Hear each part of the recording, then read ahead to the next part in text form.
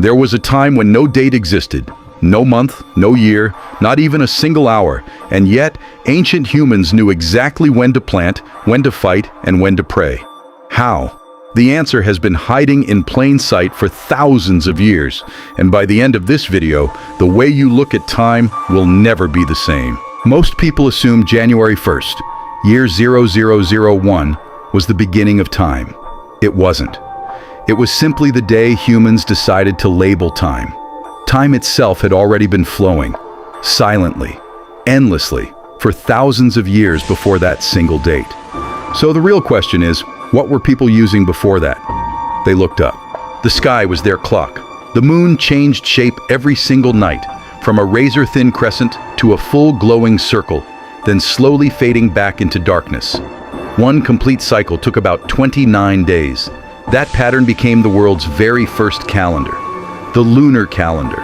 Ancient civilizations used it to schedule everything: harvests, wars, weddings, religious fasts. It wasn't guesswork, it was precise science. Even today, Eid begins only when the moon is sighted, a living tradition stretching back thousands of years. But the moon alone couldn't tell the whole story. The sun told a bigger one. One full journey of Earth around the sun takes 365 days. Egyptian and Roman civilizations built their entire timekeeping system around this, creating what we now call the solar calendar. But ancient India went even further. Indian scholars figured out how to combine both the moon's months and the sun's year into one unified system called the luni-solar calendar. Every 32 to 33 months, they added an extra month to keep everything perfectly in sync.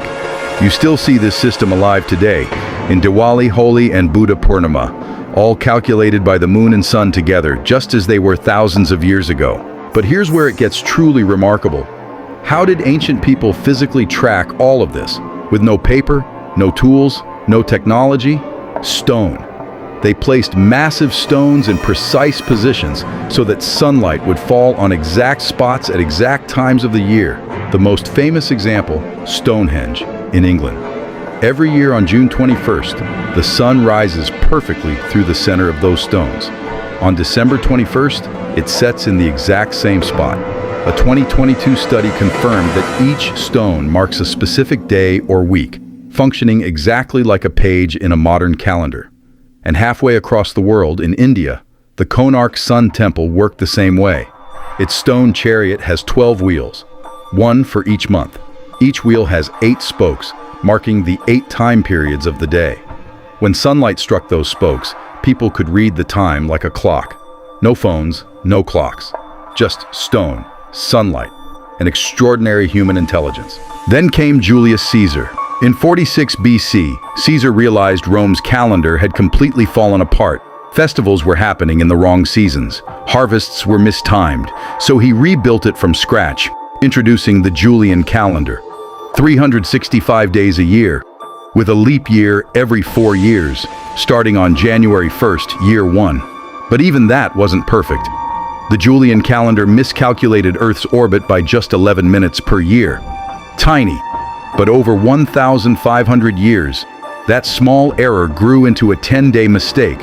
So in 1582, Pope Gregory XIII made one of the boldest decisions in history. He deleted 10 days from the calendar, completely. October 4th was a Thursday. The very next morning was declared October 15th, a Friday. 10 days, gone forever.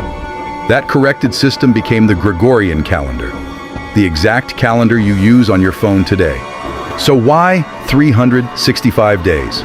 Why 12 months? Why 24 hours? It's not tradition. It's not coincidence. It's physics. Earth spins once every 24 hours, 1 day. The moon orbits Earth every 29 days, 1 month. Earth orbits the sun in 365.25 days, and during that time, the moon completes exactly 12 cycles, 12 months. That leftover 0.25 days, that's your leap year. Every 4 years, February gets 1 extra day to balance the universe's math. Ancient scholars calculated all of this with nothing but their naked eyes and their minds. No telescopes, no satellites, just patience, observation, and brilliance that still stuns modern scientists today. To them, time wasn't a number on a screen. It was alive. It was the moon rising, the sun shifting, the seasons turning.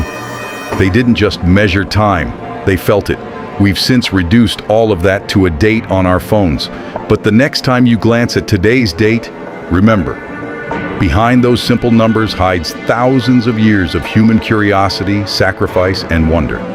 Time never truly began, and it will never truly end. It simply flows. And we, standing on the shore, try to measure the river, but the river was never waiting for us.